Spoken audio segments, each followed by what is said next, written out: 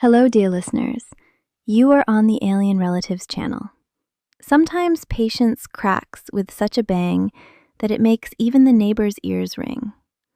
Today's story is about what happens when a husband starts confusing his wife with speechless staff and her apartment with a free dormitory. The hallway smelled of cheap sport cologne and unfulfilled dreams.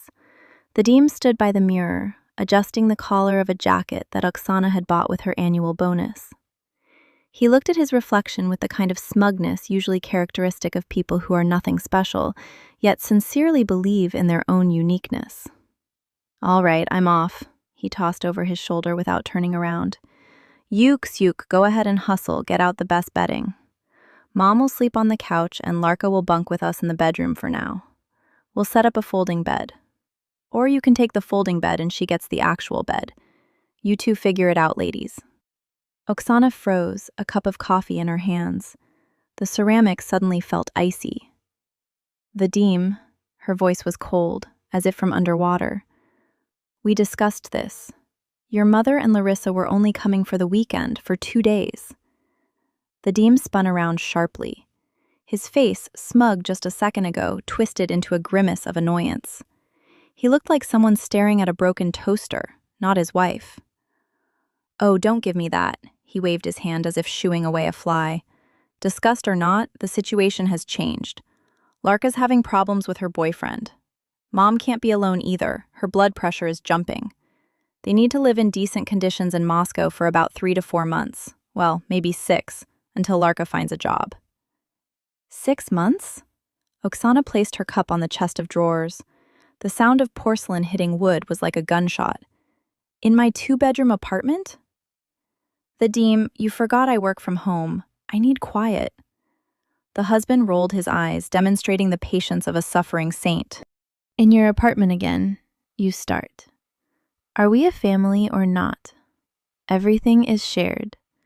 And besides, you sit at the computer all day, clicking buttons. You're not lifting sacks. You can sit in the kitchen. Nothing will happen to you. Mom also said she'll cook a proper borscht with pork, not your grass." "That's it. I'm late. I'm meeting them at the station. We'll be back in 2 hours, and make sure everything is sparkling." The front door slammed shut. The lock clicked, separating Oksana from her husband, but leaving her alone with the echo of his words. "You'll sit in the kitchen. Your grass. Everything is shared." Oksana walked to the window, 10th floor. Below, by the entrance, Vadim jumped into a taxi. He didn't even look up at their windows. He didn't need to. He was confident. He said it, she would do it. She stood watching the yellow car dissolve into the stream of morning traffic. Inside her, there was no hysteria, no tears, only icy, crystalline clarity. The fog she had been living in for the past 3 years had finally lifted. This wasn't mere rudeness, it was an invasion. Oksana surveyed the hallway. The wallpaper she had chosen herself, the parquet flooring she had sanded and varnished with money saved from side jobs. This apartment had been left to her by her grandmother. Vadim had arrived here with nothing but a backpack and ambitions that weighed more than his contribution to the household budget. He had never paid for utilities. "I'm having temporary financial difficulties. Investing in the business, saving for a car." He never did buy a car, but he did buy himself a new gaming laptop. 6 months, she said aloud. In the silence of the apartment, the word sounded like a death sentence, but not for her. Oksana picked up her phone. The screen read 9:15.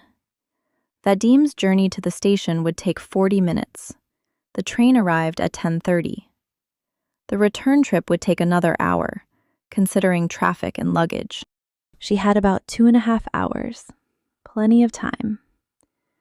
She didn't finish her coffee, and adrenaline surged through her blood, better than any caffeine.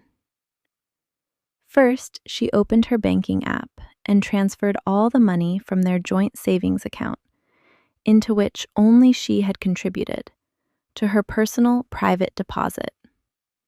This was her money for the kitchen renovation that the Deem kept postponing because he needed to help his mother with the fence at their dacha.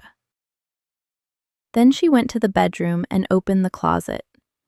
The Deem's clothes occupied 3 shelves: sweaters, jeans, t-shirts with silly slogans. She didn't fold them neatly. She grabbed large black construction garbage bags, heavy duty, 120 liters. The very ones the Deem had bought a year ago, promising to clear out the balcony junk, but never did. Clothes tumbled into the bags in clumps: socks, underwear, shirts, the gaming laptop. She placed it on top without even bothering to wrap the cords. Let him sort it out himself. His collection of beer mugs went into a bag, his toothbrush, razor, and opened deodorant. Everything flew into the black maw of plastic. In 50 minutes, the apartment was cleared of any trace of the Deem's presence. 3 tightly packed bags stood by the threshold, like black obelisks of a shattered marriage. Now for the most important part. Oksana retrieved a business card that had been lying in a drawer for the past year.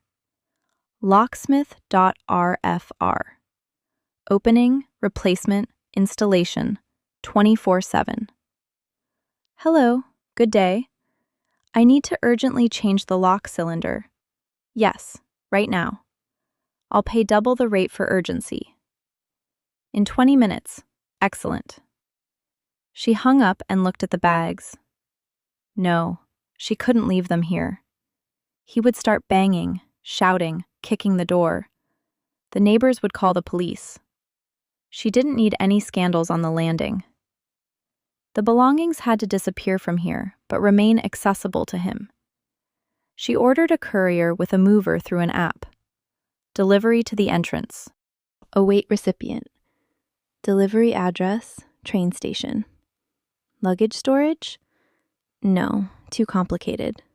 She would send them to his mother's address in the village. Exactly, by courier service. Let them follow the owner. Ah, yes, they were coming here. Oksana paused. No, sending the things far away would take time and money. It would be easier to leave them on the shared landing. Again, no. They would be stolen, and he would demand compensation through the courts. He was petty. The solution came unexpectedly. Neighbor Aunt Nina's garage. Aunt Nina, a sweet old dear, always complained about being bored. She adored Oksana and couldn't stand that boorish lout.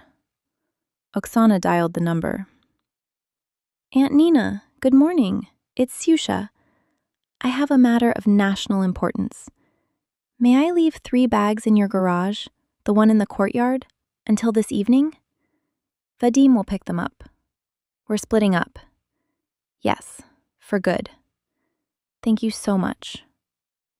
In 10 minutes, huffing and puffing, Oksana dragged the bags to the shell garage in the courtyard. Aunt Nina, pursing her lips, watched the process, holding the keys like a battle banner. It's about time, dear, she said, locking the padlock. Let him dare to show up. I'll fix him. Oksana returned to the apartment. 10:15. The locksmith was already buzzing on the intercom. He was a stocky fellow with a toolbox that smelled of machine oil and tobacco. He worked silently and quickly. The old cylinder flew out with a clang. The new one settled into place with a soft, confident click. 5 new keys lay in Oksana's palm, heavy, cool security. Thank you, she said, handing him the bills. A reliable mechanism, the locksmith grumbled. Can't be picked by a Chinese drill. The door closed. Now the apartment was an impregnable fortress. But it wasn't enough. Vadim wasn't one to take hints. He would shout at the door until the police arrived. He would play the victim, manipulate, create scenes with his mother. She needed a buffer, a human shield. Someone whose very presence would shatter Vadim's worldview. Oksana remembered Arkady. Arkady was the brother of her colleague Lena. Lena had been complaining during lunch break yesterday. Arkasha has nowhere to live. His ex-wife kicked him out. They're dividing the apartment. And he's a big, quiet guy, works shifts up north, currently on vacation. He has money, but he can't find anything decent to rent. The realtors are ripping everyone off. Oksana dialed Lena. Len, hi. Is your brother still looking for a place? I have a possibility. Right now. Yes, today. No, not a room, the whole apartment. I've decided to move to the seaside. But there's a catch. He'll have to play the role of my new tenant. A tough tenant. Yes, I'm done with Vadim. I'll set the price below market rate if he can come within an hour. Arkady arrived 40 minutes later. He was a mountain of a man. 2 meters tall, a spade-shaped beard, his gaze as calm as a taiga bear's. He entered the apartment, placing a bulky backpack in the corner. Shoes off, he rumbled in a bass that made the glassware in the cabinet vibrate. Absolutely, Oksana smiled. Arkady, here's the situation. My ex-husband and his relatives are coming here shortly. He has keys, but they won't fit the new lock. He'll be buzzing, you open the door. And then what? Arkady scratched his beard. Hit him. I don't hit people. I have a suspended sentence from my youth. I can't. God forbid. No one needs to be hit. You live here.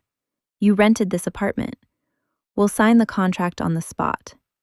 You just open the door, look at them, say the landlady rented out the place and you're not expecting anyone, and close the door.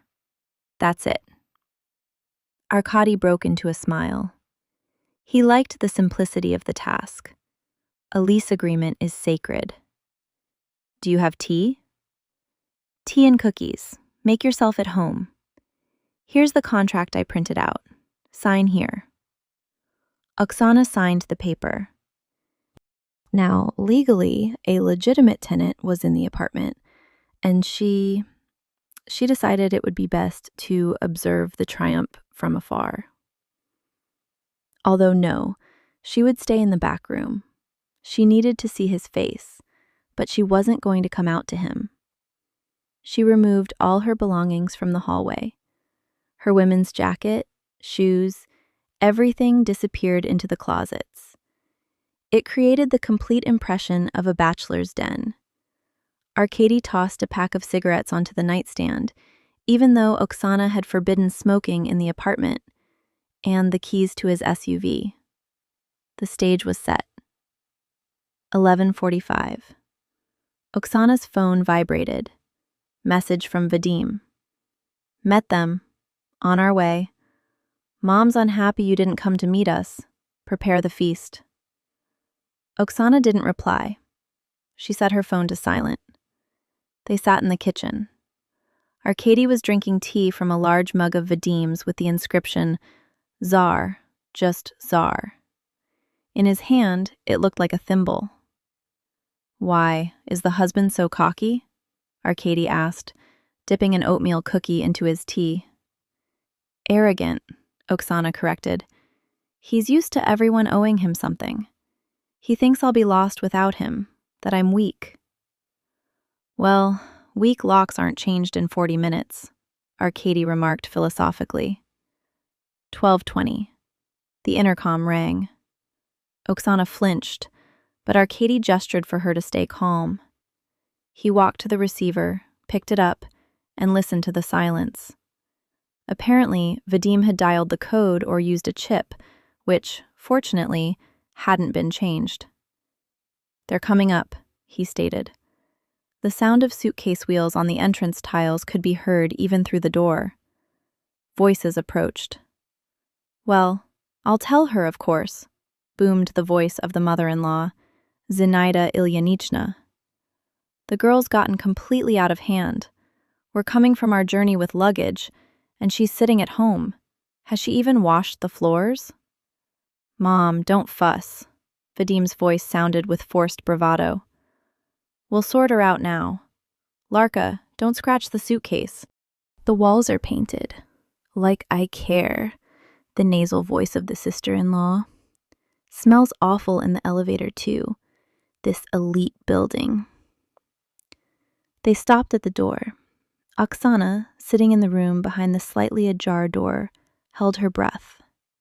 Her heart beat steadily, powerfully counting down the seconds to the explosion, the scrape of the key in the lock. What is Vadim's voice? It's not going in. "You've got the wrong key, you dummy," grumbled the mother-in-law. "Give it here." "It's the right key, Mom. I locked it this morning." Again, the scrape of an aggressive, nervous jiggle of the handle. "Ksyucha," Vadim shouted. "Ksyucha, why have you locked yourself in from the inside? Open up, the key won't go in." Silence. "Is she asleep in there?" sneered Larissa. At noon, she settled in nicely. Vadim began to pound on the door with his fist. "Oksana, open up. Mom's here. Stop pretending." At that moment, Arkady stood up from his chair in the hallway. He adjusted his black t-shirt, which hugged his impressive biceps, and walked to the door. He didn't ask who it was. He simply turned the lock spindle sharply and flung the door open. The effect surpassed all expectations. Vadim stood with his fist raised, ready to strike the door. Behind him, like a barricade of plaid bags, stood Zinaida Ilyanichna in her beret. Next to her, Larissa chewed gum, her eyes glued to her phone. Seeing an unfamiliar, bearded giant in the doorway, Vadim recoiled so sharply that he stepped on his mother's foot. "Ow, are you blind?" shrieked the mother-in-law. Vadim paled. His gaze darted over Arkady's face, searching for something familiar. In the taxi 15 minutes ago, he had smugly boasted, "I'll just present her with a fait accompli. I'll tell her mom and her sister are moving in with us. She's soft-hearted. She'll whine a bit and accept it. Where else will she go? She loves me."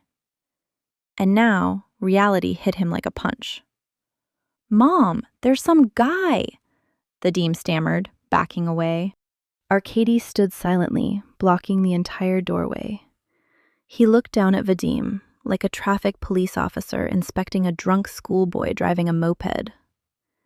"What do you want, sir?" Arkady asked, calmly, politely, terrifyingly. I live here," Vadim squeaked, trying to regain his composure. "Who are you, and where is my wife? Where's Oksana?" "What Oksana?" Arkady lazily scratched his eyebrow. "The landlady? She rented out the apartment. I rented it this morning. I have the contract. The money's paid." "Rented out?" Zinaida Ilyanichna dropped her bag. The clinking of deer antler jars was terrible, but luckily nothing broke. "Vadik, what is this? Where have we come? This is some mistake." Vadim flushed. "Let me through. This is my apartment. I'll call the police." He tried to slip past Arkady, but the latter simply raised his arm. It looked like a barrier.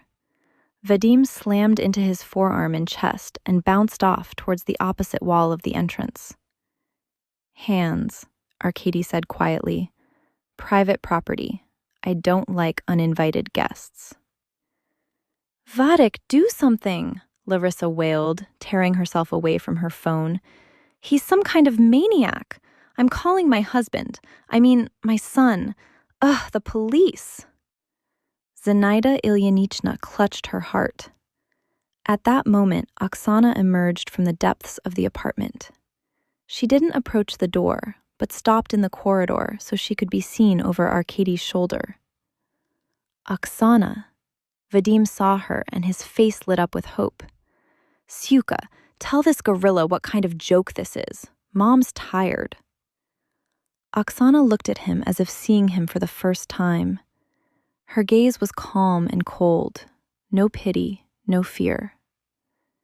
Vadim, she said, loud and clear. Arkady is correct. The apartment is rented. I am moving out, and you are no longer living here. What are you saying? Vadim lost all his swagger. And where do we go? We, Mom, with our things. We had an agreement. You made an agreement with yourself, Oksana cut him off. I didn't invite you. And your family either. Your things are at Aunt Nina's in the garage. She'll give you the keys if you're polite. And there's nothing for you to do here. But, Shanechka, daughter, how could you? Zenaida Ilinichna entered the game, instantly switching from anger to honeyed pity. We're family. Laroshka is in trouble. We'll be left on the street. You have a house in the village, Zenaida Ilinichna, and a return ticket on the electric train is inexpensive. You! Larissa screamed. Vadik, punch her! Arkady took half a step forward. Larissa choked on her words. Vadim. Oksana moved a little closer, but remained behind Arkady. Remember you said I was soft-hearted and would accept everything? You were wrong. I made a decision. We'll process the divorce through Gosuslugi or the court. I don't care. And now, leave. Arkady likes quiet. I like quiet, Arkady confirmed with a nod. But the money, I don't have money for a hotel. Vadim looked pathetic. His plan had collapsed, burying his future for the next several months. You have a gaming laptop in one of the bags. Oksana smiled with her lips. There's a pawn shop around the corner. Arkady began to slowly close the door. Ksyuka, wait. Let's talk. I'll forgive everything, Vadim shouted, trying to hold on to receding reality. Goodbye, said Oksana. The door slammed shut with a heavy, solid sound. The lock clicked. Silence reigned in the entrance, broken only by Zenaida Ilinichna's heavy panting and Vadim's bewildered mumbling. Well, now we've met, Arkady chuckled, returning to the kitchen. The tea has cooled. Oksana leaned her back against the door and closed her eyes. She was trembling, but it wasn't the tremor of fear. It was the tremor of liberation. It was as if a concrete slab she had been dragging for years, afraid to offend, afraid to seem bad, afraid to be inconvenient, had been lifted from her shoulders. She listened as the argument began outside the door. Herod, where have you brought us? Zinaida Ilinichna began to nag her son. I said we should have called, and you... I'm the boss. I'm the boss. Pff, Mom, wait. What? Wait. Take the suitcases back to the station. There's a night train. We'll sit on a bench. You've disgraced us in front of people. The sound of wheels, shoving, and scraping receded. The elevator dinged and descended. Oksana exhaled and opened her eyes. Arkady, she said, walking into the kitchen, do we have any more cookies left? She took an oatmeal cookie, took a bite, and looked out the window. Below, in front of the entrance, small figures were loading bags into a waiting taxi. Vadim was gesticulating wildly, arguing with his mother, but she was already whipping him with a towel she had pulled from her bag. Oksana poured herself some fresh boiling water. Ahead lay a new life, free of parasites, free of fear, and with an excellent tenant who paid on time and didn't leave dirty socks under the sofa. The tea was delicious, truly delicious for the first time in many years. Well, what can I say? Here's a cautionary tale. Sometimes, to find peace, you don't just need to close the door, but also change the locks. If you or your acquaintances have had similar situations, be sure to share them in the comments. Many will find it useful to read and understand that they are not alone. Take care of yourselves and cherish your peace of mind.